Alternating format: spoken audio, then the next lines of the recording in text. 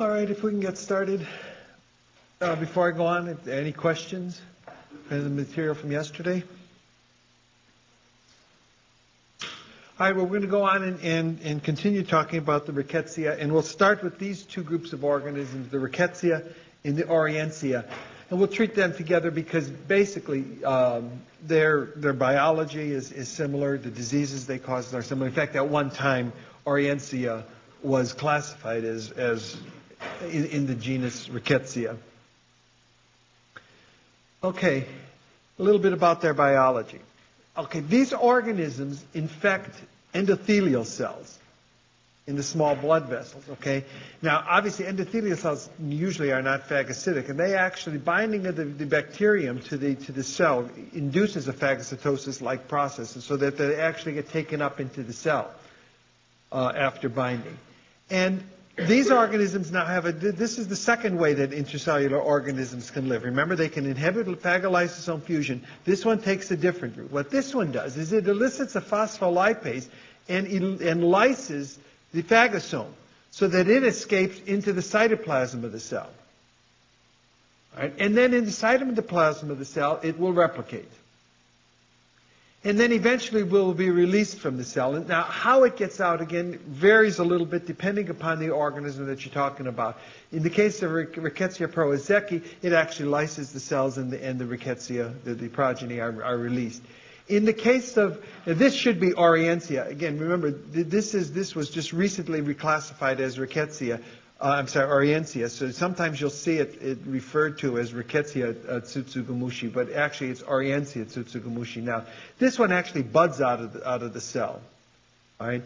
And in the case of Rickettsia rickettsii, it actually, what this one does, this organism associates with the actin filaments. And if you look at EMs of this organism growing in the cell, it actually has these actin tails that sort of help push the organism out through filopodia, and then they get pushed out of the end of the filopodia.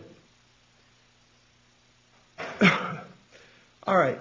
So these are this group of organisms, the Rickettsia, are grouped into different groups based on their antigenic properties. And so we'll talk about each of these major groups of organisms. First of all, there's the spotted fever group. All of the organisms in this group cause a similar type of disease. And they have a similar antigenic structure. And this is by no means a complete list. There's a huge list of these Rickettsia. Obviously, we're not going to be able to talk about all of them. We're only going to concentrate on two of them, those that I've underlined, the Rickettsia rickettsii and the Rickettsia cari, the causative agents of Rocky Mountain spotted fever and rickettsial pox. And primarily, these are found, the reason we're covering these, obviously, is they're found here in this country as well. Where some of these others are found in just very unique geographical locations. The second group of organisms is the typhus group. And again, we'll cover two of these organisms, the Rickettsia prowazekii. This is the causative agent of that disease, epidemic typhus. Again, not found so much in this country, but it can be. There's a sporadic form that we'll talk about. There's also a recurrent or recrudescent form of typhus, a typhus that comes back after decades. This one is found worldwide and can be found in this country.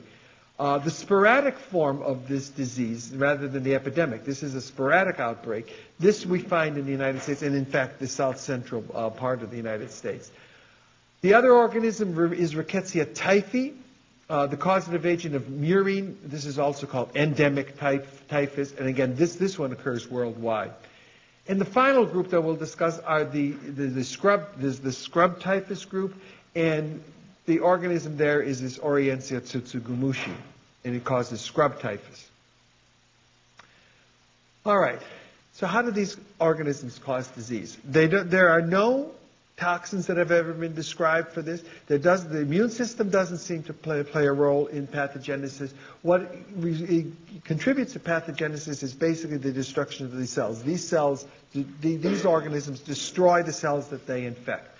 And remember, these are infecting now endothelial cells. So if you start destroying the endothelial cells, one of the consequences is going to be there's going to be a leakage of blood into the tissue. When that occurs in the skin, it results in a rash. So you're going to see a characteristic feature of these organisms is the development of characteristic rashes that you're going to be looking for. And that's going to help you in the diagnosis. Now, the rash isn't really the problem in these diseases. The problem is that the endothelial cells in all the organs are being destroyed throughout the circulatory system. And so there's a lot of collateral tissue and organ damage. And the complications from this disease come from the destruction of various tissues and organs because of the damage to the endothelium. Both humoral and cell-mediated immunity are important in recovery from these infections.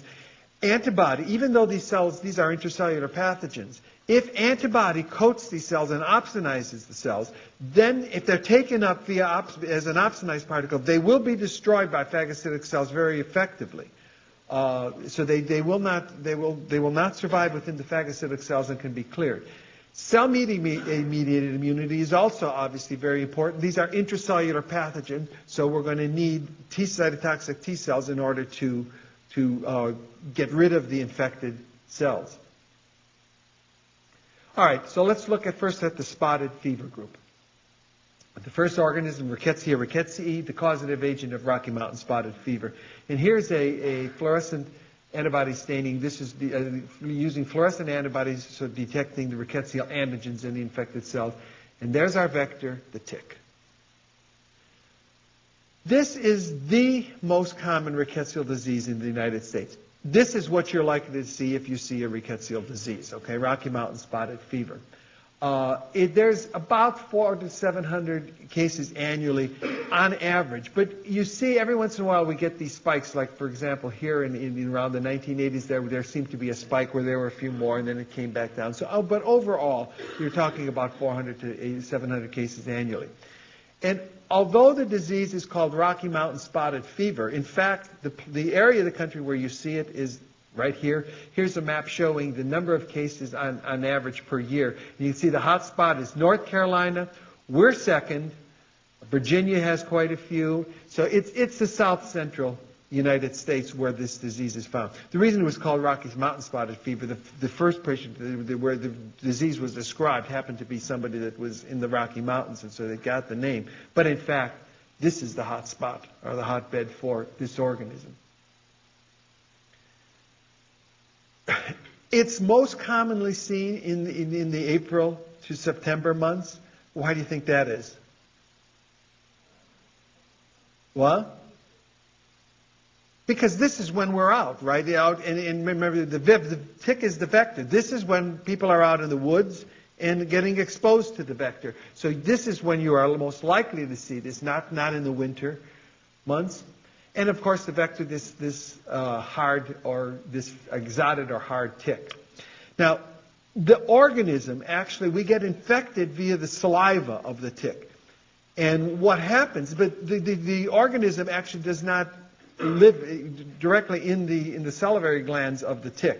The organism is actually found in the gut. And what has to happen is the tick starts taking a blood meal, and that warm blood meal then causes the organism, the rickettsia, to then migrate from the gut to the salivary glands. And then it gets into the saliva of the tick, and then we get infected. So obviously that takes some time.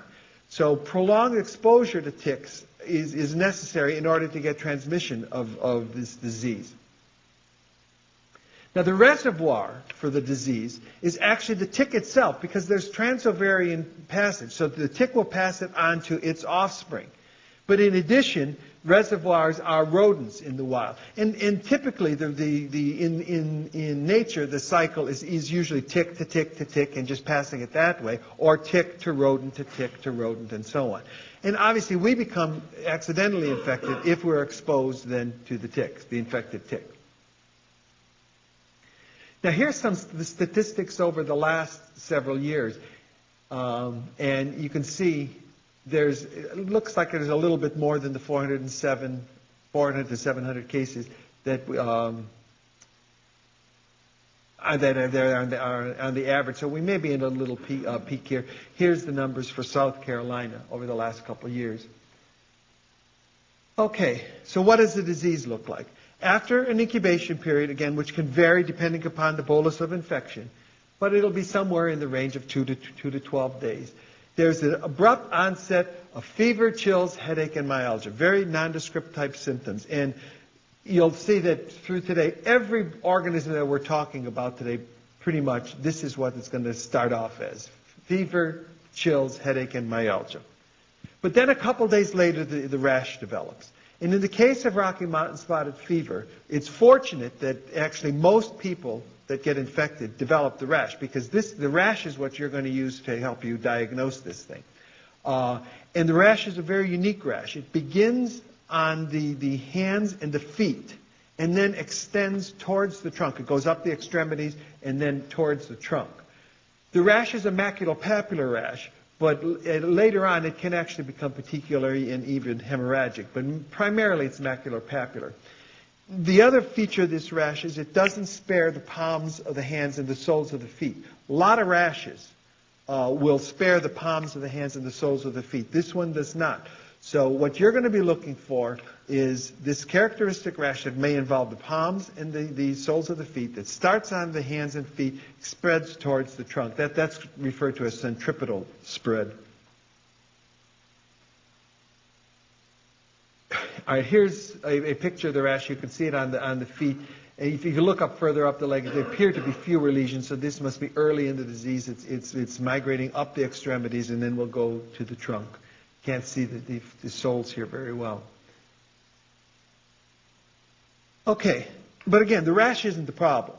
The complications come from the fact that there's widespread vasculitis and the destruction of the vasculature. And so there are all sorts of other complications. There can be gastrointestinal problems. There can be respiratory problems, the seizures, coma, renal failure. So all the organs basically are being damaged because of the destruction of the endothelium. Obviously, these complications arise most likely when the rash doesn't appear. But again, fortunately in this rash, most patients develop the rash. But when it doesn't, the prognosis is not very good. Mortality rates can be as high as 20% in untreated cases. Okay, so how do you diagnose this disease? This disease has got to be diagnosed on clinical grounds. You've got to look for that rash and you've got to treat. And obviously take a good patient history, find out whether there's an exposure to a recent tick bite, all right? So this has got to be done on clinical grounds. You don't wait, you treat. The laboratory can help you ultimately confirm your diagnosis, but you've got to make it on clinical grounds. So what can the laboratory do for you? There is this fluorescent antibody test. We saw the picture of that. What you're going to do is you take a punch biopsy of the skin, send it off to the lab, and they'll treat it with the fluorescent antibodies and look to see if the organism is there.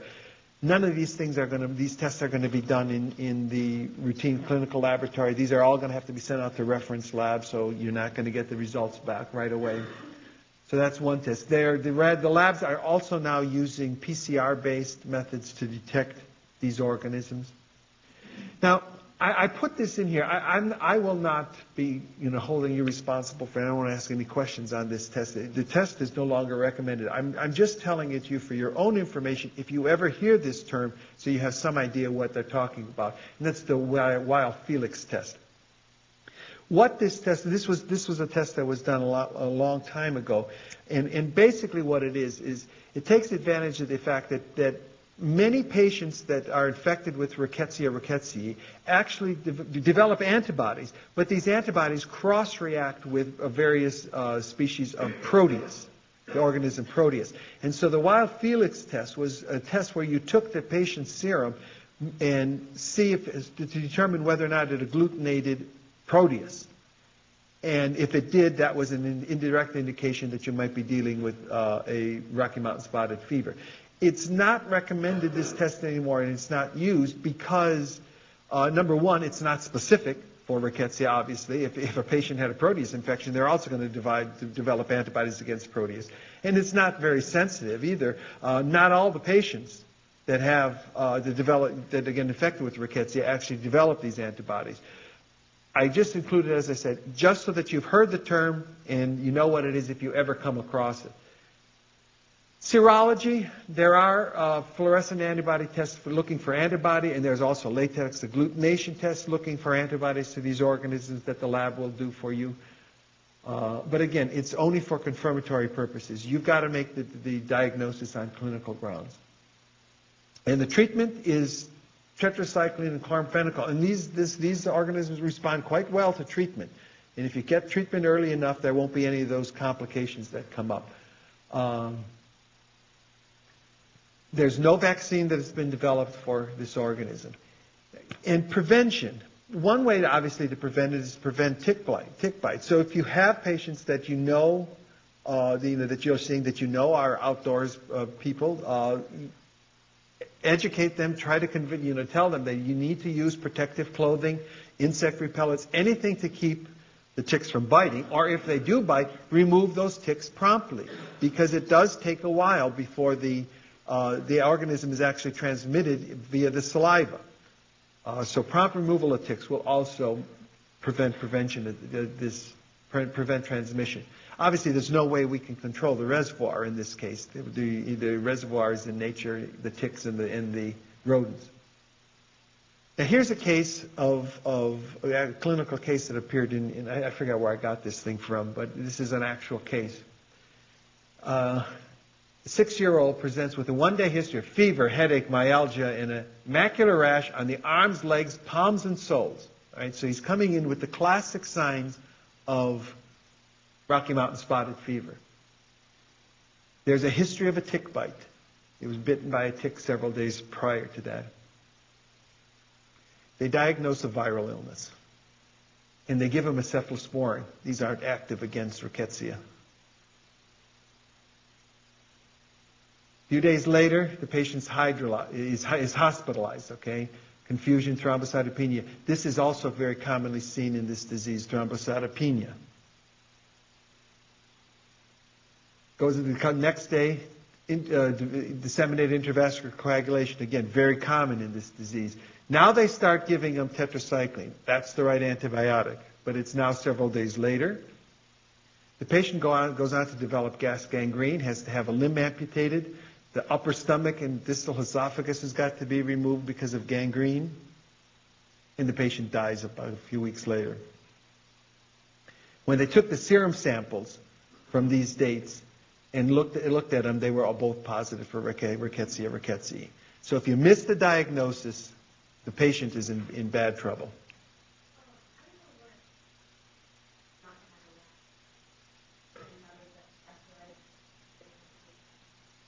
Well, in this case, most patients, and I think that's the number was up there, it was something like 90% of the patients actually develop the rash. So most everybody does. Those that don't develop the rash, the prognosis is actually poor. But in most cases, they're going to, in this disease, which is fortunate, right? Because that's what you're going to need to look for. Any other questions? Okay. All right, that's Rocky Mountain spotted fever. Again, that's the one that you're likely to see, particularly in this part of the country. Okay. The next disease, Rickettsia acari, the causative agent is rickettsial pox. Now, this one occurs in this country, but it just occurs sporadically, and there's not a lot of cases for this. The vector here is the house mite, and the reservoir is the mite itself. Again, there is transovarian passage of the organism from mite to mite to mite, and so on. But in addition, the reservoir are mice. Okay, and again, we obviously become accidentally infected if we get bitten by a mite that has got the organism. The disease actually starts off, first of all, just as a little papule at the site of the bite. There may be scab formation on the thing, but you're not likely to see it at the patient at this point because it's just a minor, just a little papule, and it goes away. But then the next phase comes in, which is several weeks later, with the sudden onset of fever, chills, headache, and myalgia, same symptoms, okay? And then you get this rash, unlike the rash of Rocky Mountain spotted fever, is a generalized rash. It doesn't start any particular place. It's a generalized rash over the body. And the rash is different as well. It's more vesicular, and it crusts over. It looks very much like the rash of chickenpox, which is why it's called rickettsial pox. Right? So it's a different appearing rash. The other one was more maculopapular. This is vesicular and with crust.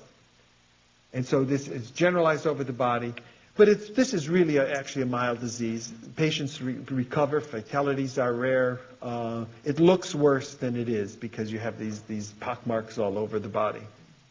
But they'll recover, and it's a very mild disease, actually. So it's diagnosed again.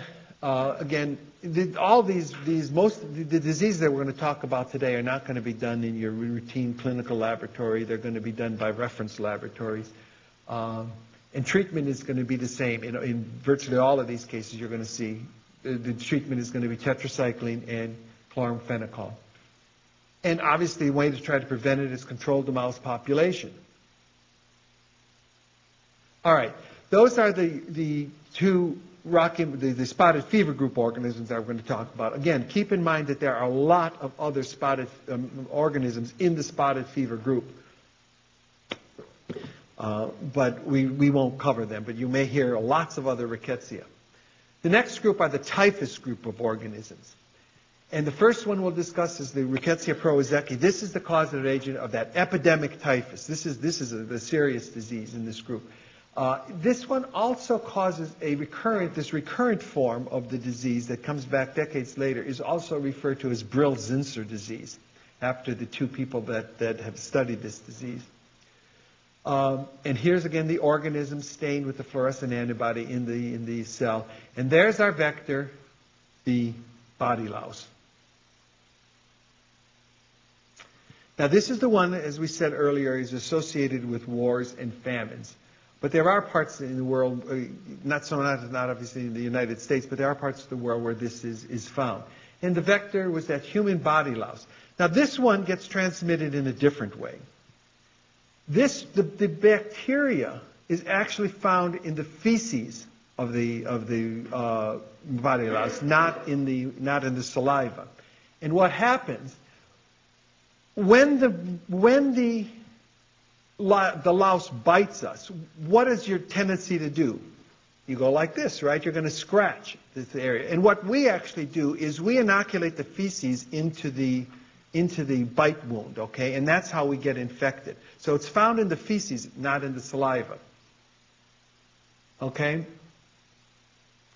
In this epidemic form of the disease, we're the reservoir for this disease. So the mode of transmission is human to body louse to human to body louse and so on. There's no transovarian passage. In fact, the body louse actually dies shortly after it gets infected. So it's human to louse transmission is the normal route in the epidemic form. Okay. Now, as I said, there is a sporadic form of this disease that's seen actually in this part of the country. Where the reservoir are flying squirrels, and the vector looks like it's the squirrel fleas, and so if we get bit by the fleas. But this is just occasionally you get infections. This is not the way the epidemic form is passed. The epidemic form is by human-to-human transmission. Human louse, human transmission.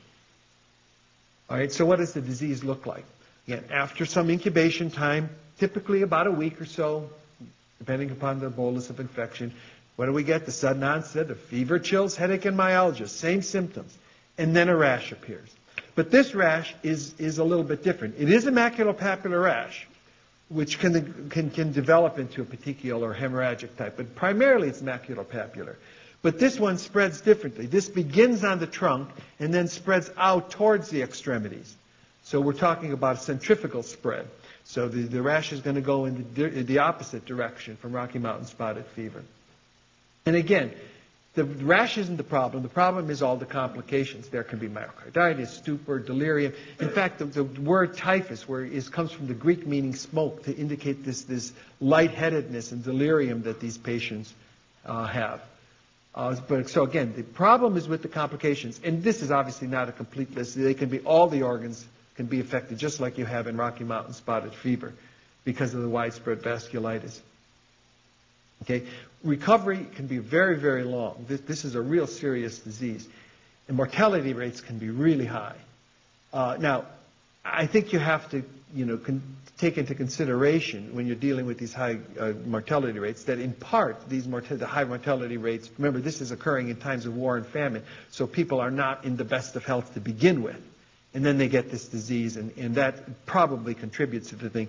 There haven't been very many otherwise normally healthy people that want to get infected with this to try out to see what the mortality rate is in a healthy population. But it's high in the population that gets it.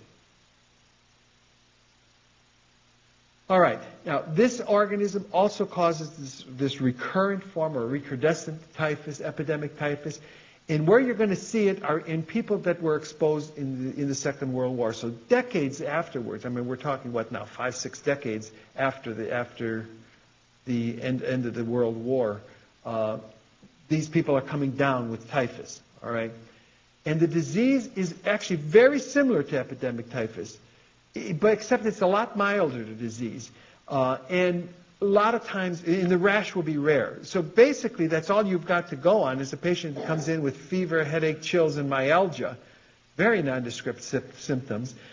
But a good patient history, you find out that this patient had typhus back in World War II, and that can help you make your diagnosis. So obviously, in order to diagnose this, there has got to be a high index of suspicion. This one is a real toughie to try to diagnose. Fortunately, it's also a lot milder disease. These patients aren't going to die from the thing.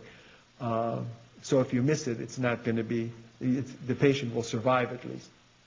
So how are these diagnosed? Again, the wheelfelix antibodies in this case also react their antibodies against this organism also react with the Proteus, but it's not used anymore. It is possible to culture this thing, but most labs certainly are not going to do that. So you're left with serology as a way of trying to detect this. And there are latex agglutination tests. In the epidemic form, you'll see IgM antibodies. If this is the first exposure, IgM antibodies, and then maybe later on IgG. In the Brill-Zinsser form of this disease, it's going to be an anamnestic response, so you're going to see IgG antibodies. Treatment is the same, tetracycline and chloramphenicol.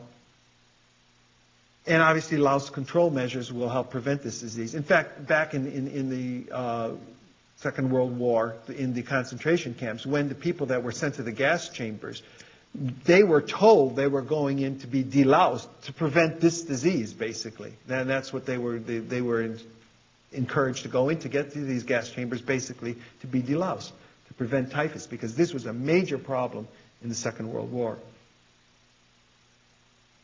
There is a vaccine available, but this disease is not a problem in this country. Nobody's going to, get that vaccine. Only high-risk individuals or populations would ultimately get this disease vaccine, so we don't use it. Okay, the next organism is Rickettsia typhi, the causative agent of murine or endemic typhus. And this infection occurs worldwide. The vector is the rat flea, and again, just like with Prowazeki, the bacteria is in the feces, and we inoculate the feces into the bite mark. All right, the reservoir is the rat, and again, no transovarian transmission. So the normal cycle is going to be rat to flea to rat, and so on, and we become accidentally infected by the bite of the fleas. The disease, again, looks just like typhus. It starts with a sudden onset of fever, chills, headache, and myalgia. And then the rash develops, and it's the same type of rash beginning on the trunk and going out towards the extremities. So we get the same centrifugal spread of the rash. And it's a macular-papular rash. Everything is the same. It looks just like typhus, except this disease is much milder. It'll resolve itself even if untreated. Mortality rates aren't that high, but it looks just like typhus. Diagnosis is going to be the same by serology, and treatment is the same, tetracycline and chloramphenicol, and obviously control the rodent reservoir as a way to try to prevent the disease. All right, the last organisms in this group are the last group is a scrub typhus group, And the organism here is Orientia tsutsugamushi. This comes from the Japanese, where this disease is found. Tsutsuga is a small and dangerous, and mushi is creature. So this is a small and dangerous creature. And the reason it's called scrub typhus is because it's found in terrain with scrub vegetation, is where it's picked up. In this case, the vector is a chigger, which is the larval form of a mite. So we get chigger bites. And the reservoir is the chigger itself. So there is transovarian transmission in the chiggers and also in rats. And we become accidentally infected from the bite of the chigger.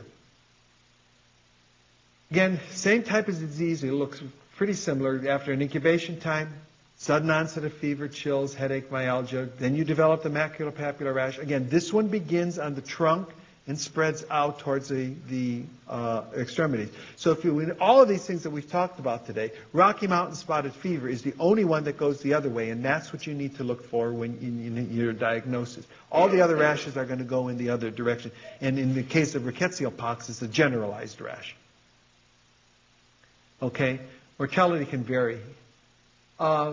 Laboratory diagnosis is going to be by serology, and treatment is going to be the same, tetracycline and chloramphenicol, and obviously try to avoid exposure to chiggers. Will help control the disease. Okay, those are the rickettsia. The next organisms, we got a bunch of them to cover yet. The Ehrlichia and the Anaplasma. And again, this breakdown to Anaplasma is only in the last several years, so you're likely to see these things all referred to as Ehrlichia. In fact, the disease caused by both of them is called ehrlichiosis. Okay, so a little bit about their biology. These organisms infect leukocytes, and they're taken up by phagocytosis. And what they do is they inhibit phagolysosome fusion. So they're just like the chlamydia. They inhibit phagolysosome fusion. That's how they survive within the cell. So they bind to the leukocytes, they inhibit phagolysosome fusion, they replicate in the phagosome, and eventually lyse the cell. Now, just to make things interesting for medical students, rather than calling this an inclusion body, they came up with another word for you to remember, morula. All right, so this is called the morula, this inclusion body. It's nothing else but an inclusion body containing the organisms, okay? And then the cell lyses to release the bacteria. And here the organism, Ehrlichia chaffiensis, Ehrlichia ewingi, and Anaplasma phagocytophilium. This one causes monocytic ehrlichiosis, and these two cause granulocytic ehrlichiosis. And here shows you the vectors. All the vectors are ticks. Reservoirs can be a little bit different, deers or small mammals here. And here's the geographic distributions. The one that we see here is chaffiensis and ewingi. This one is found primarily in the Midwest and in Connecticut. All right, here's some statistics on the epidemiology over the last several years. About 600 cases a year. And here's our vector, the tick.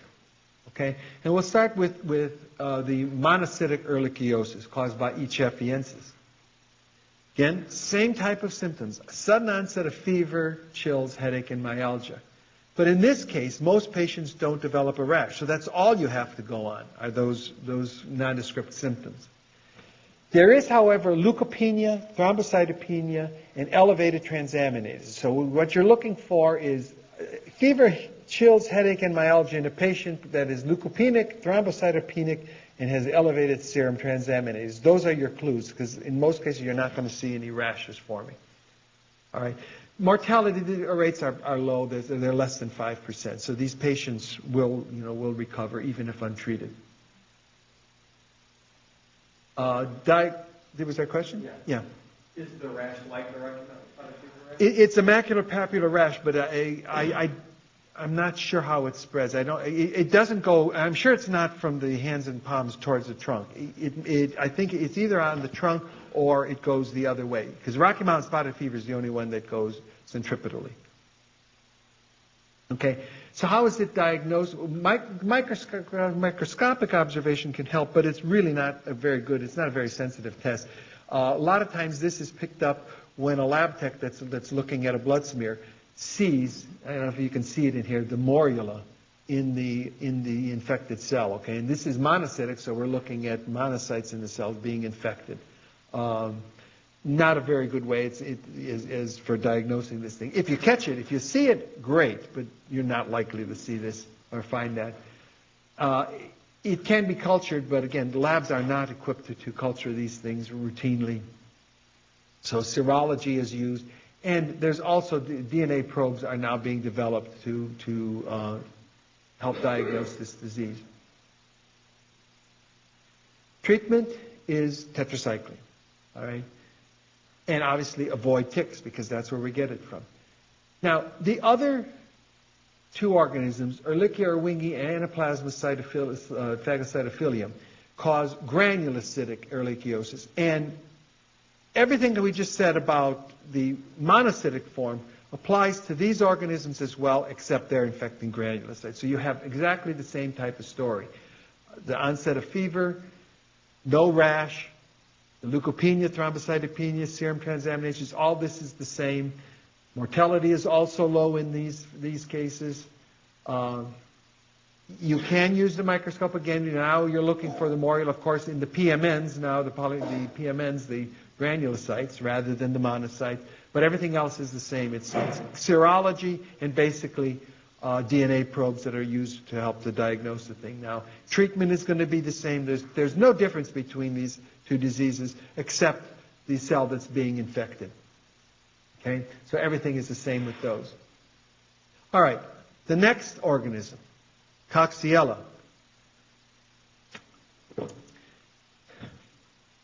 Now this is an exceptional organism, and there's some things different about this organism. This is the organism is Coxiella burnetii, and it's the causative agent of Q fever. The Q comes from query. This was a fever of unknown origin, so it was questionable where this fever came from.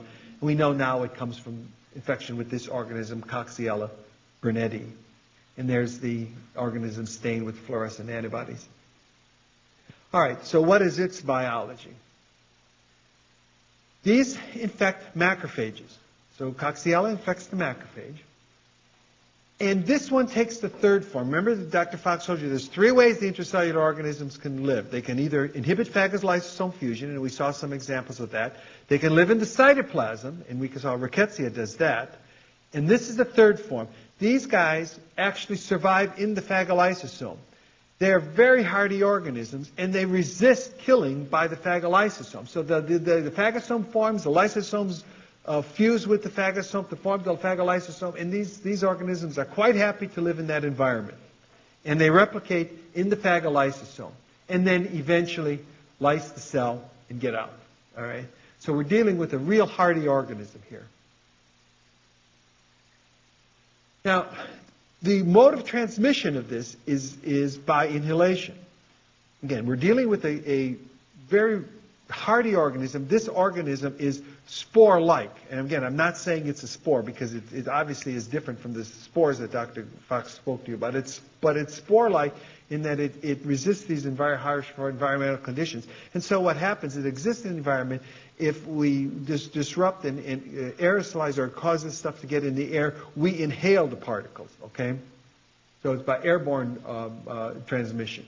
And then it first multiplies in the lungs, and then just starts disseminating to other organs. And where it particularly likes to disseminate is in the liver, and you get granulomas. So this infection is characterized by a pneumonia with a granulomatous hepatitis. Okay, so if you histologically, if you look, you'll see granulomas in the liver. Okay. Now, again, these are in severe cases. This disease is not everybody has these severe complications. This can be a rather mild pneumonia for many people. But if it does develop into a severe case, it'll be a pneumonia with granulomatous hepatitis. Now, there's a chronic form of this disease. And in the chronic form of the disease, immune complexes also play a role. And obviously, cellular immunity is going to be important for recovery. These are intracellular pathogens. Okay? Now, this organism undergoes phase variation in its LPS. Again, remember, phase variation is this ability to shift antigenic types as a way of evading the immune system. And this one undergoes a phase variation in its LPS. Remember, we were talking, all these organisms that we're talking about are gram-negative organisms.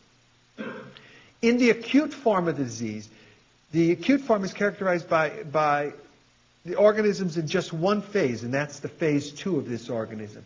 When this disease becomes chronic, that's when you get this phase shifting, and the organism evades the immune system. In this case, antibodies will develop against both the phase 1 and the phase 2 of the LPS of this organism. All right. So if it undergoes phase variation, that's going to lead to the chronic form of the disease. If it stays as a phase 2 antigen, then that'll be a more chronic disease. So again, this is a relatively stable organism. It infects a number of different animals, including sheep, goats, cattle, cats, and there are others as well. But it infects animals, basically. And there's particularly high titers of these organisms in the placenta of these animals. It's also found in the soil, because if the placenta is on the ground, the soil will get contaminated. These organisms are hardy, so they'll persist in the soil. They're also found in milk of the infected animals. And so where do you see these? And this is the exception here, of course. This is no arthropod vector. So you see these primarily in people that are around animals. And where do you find it? Ranchers, obviously. So again, this is an occupational disease. Ranchers get this a lot. Veterinarians that are treating these animals get it a lot. Abattoir workers, slaughterhouse workers. Okay, that's where you will tend to see this. So again, patient history is going to be important in narrowing in and including this as a possible in your differential diagnosis. It's an occupational disease. And again, here's some statistics. This is not a particularly common disease. This is some statistics over the last several years. These statistics are probably underestimates because this is not a notifiable disease in all the states, and in fewer than 40 states are actually reporting this disease, so we really don't have good stats on it. So what does the disease look like? All right, the acute form, again, this can be a mild form. It can be just a mild disease. It can be completely asymptomatic. But when there are symptoms, you'll get fever, chills, headache, and myalgia, same type of things. And then those that go on to develop pneumonia will again develop one of these mild atypical pneumonias. This is not going to be a very debilitating disease. But again, complications arise because these organisms particularly like to go to the liver. They can also go to the spleen, so you'll get hepatomegaly and splenomegaly. And if you look histologically, there'll be granulomas in the liver. So characteristically, pneumonia with a granulomatous hepatitis. The chronic form of this disease, and this is the serious form of the disease, actually presents as an endocarditis. So patients that have a damaged heart valve that have the chronic, that have this phase shifting will develop an endocarditis. And prognosis is really poor. This is a serious illness. These patients don't do well when they get chronic Q fever. Fortunately, most people are going to just deal with the acute form. So how can you diagnose it? Is by serology. And again, the acute disease, you're going to be looking for antibodies to the phase 2 antigen. In the chronic form of the disease, you're going to be looking for antibodies to both phase 1 and phase 2 antigens. Treatment is tetracycline for the acute form. The chronic form is actually treated very aggressively with a lot of antibiotics because the prognosis is so poor. So this one is treated very aggressively, but tetracycline for the acute form. Again, vaccine is, there's been one developed, we just don't use it here in this country. It's not a major problem, this disease. Again, here's a case study, an interesting case study with Coxiella. We have a woman that presents with a high fever, hepatomegaly, and elevated liver, so some liver signs of liver damage and high fever. She was diagnosed with acute cholecystitis, and cholecystectomy is performed. Okay? Of course, that doesn't help her any, so nothing goes on. Her systems persist. Then they do a CT scan several weeks later, and she looks like she's got lung problems. So we've got lung problems with associated liver problems. Okay? Serum samples obtained at the time of the CT scan shows that she's got antibodies to phase 2 antigens for Coxiella burnetii, so she's got acute fever. All right? Her husband also gets sick. Same febrile type illness, just a couple days after her. And you look at his serum, and he's also got antibodies to phase 2, so he's got acute fever. Thing is, they're both treated with doxycycline, and they both recover. The problem is these people don't own goats or sheep or anything like that. So where do they get it from? What happened was they lived in where they had to drive down an unpaved road past a farm where a guy raised goats. And when they checked the goats in their neighbor, the goats were infected with Coxiella burnetii. So what obviously happened, the goats contaminated the soil. As they drove down this road, the spores, not the spores, but these organisms were aerosolized, not aerosolized, but they got into the air, they inhaled them, and they got sick. Okay? So again, even while you're going to be looking for, obviously, an occupational type disease, it does happen at times that people that don't have that occupation suddenly come down to it for reasons like this. Okay. And then obviously those goats, when they looked at them, tested positive. All right, the last organism we want to talk about is Bartonella. Now these organisms are actually sort of an exception to the rule the reason that they're covered together with the Rickettsia and these other organisms that we've been talking about is because these things cause a disease. At least one of them causes a disease that is similar to typhus and epidemic typhus. And so it was just for historical reasons, these organisms were always, lumped together, and that's why we have them here. There really is no relationship between these and the Rickettsia at all. These aren't even necessarily intracellular pathogens, for example. So a little bit about their biology. These are gram-negative aerobic bacilli. They're difficult to culture, but they can be cultured. It's not that they're not culturable. A lot of these things affect animals. The animals may or may not get sick, but we get infected through vectors, and so it goes from an animal to some vector to us. And as I said, some of these things, some of them are intracellular pathogens. They infect erythrocytes, but a lot of them aren't even intracellular organisms. They just attach to the surface of cells. So they're really different than the other organisms that we've been talking about. And here's the group of the ones we'll talk about are Bartonella quintana. This one, again, has recently been reclassified. It used to be called Rashleimia quintana. And the other one we'll talk about is Bartonella Hensley. These are the diseases. This is the one why they're considered covered in this group. This disease, trench fever, looks a lot like typhus. Okay? And Hensley causes a cat scratch disease.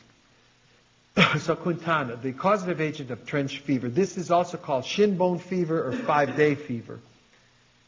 And again, this one, just like typhus, is associated with wars and famine. And the name comes from the trench, and when the soldiers would be in the trench, this is where it came from, the term trench fever.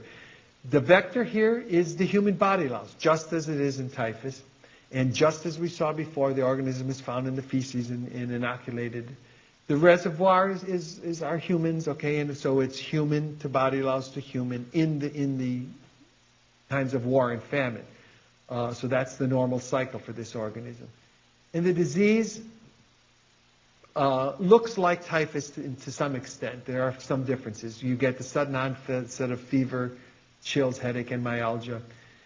But this one, the difference is that and I've never been able to find anywhere that can explain why this happens, but there's severe pain over the shin, and that's why it's called shin bone fever. The other thing is that the symptoms, this severe pain over the shin, seems to occur on a 5-day cycle. So every 5 days they have this severe pain again. and that's why it's called 5-day fever. A rash can develop, and when it does develop, it looks just like typhus. Again, this is why this organism was covered with the rickettsia. But it doesn't always develop. But you have this shin bone pain every 5 days. But it's a mild disease. It resolves by itself. It can be very debilitating because apparently the pain is very painful, and the soldiers, the troops that would get this would be out of commission for while they were having the pain. Then every 5 days they're having troubles again. So it's a serious illness, but mortality is low. Diagnosis is by serology and reference laboratories. They also have PCR, but your clinical lab is not going to do this. You're not likely to see this infection anyway. Treatment is, there are lots of different antibiotics that can be used, and control of the body loss. The last one, Bartonella Hensley, the causative agent of cat scratch disease, this is one that you might see. Cat scratch disease, it's acquired, as the name implies, from the bite or the scratch of a cat. And there's also evidence that it might be transmitted by cat fleas. So the bite of the flea of a cat can transmit this disease as well. And this is really, actually it's a very mild, benign disease. That's all it is a chronic regional lymphadenopathy. So just inflamed lymph nodes is what you're going to see in this case, and a chronically inflamed lymph nodes. Diagnosis is going to be by serology, but there's really not a lot you can do for these patients because it doesn't respond particularly well to antibiotic therapy. And it is a very benign disease. It will go away eventually, but so there's no antimicrobial therapy. But you may see this one, but there's not a heck of a lot you can do about it. All right. Any questions on any of this material? I can't believe I actually made it. This is the first year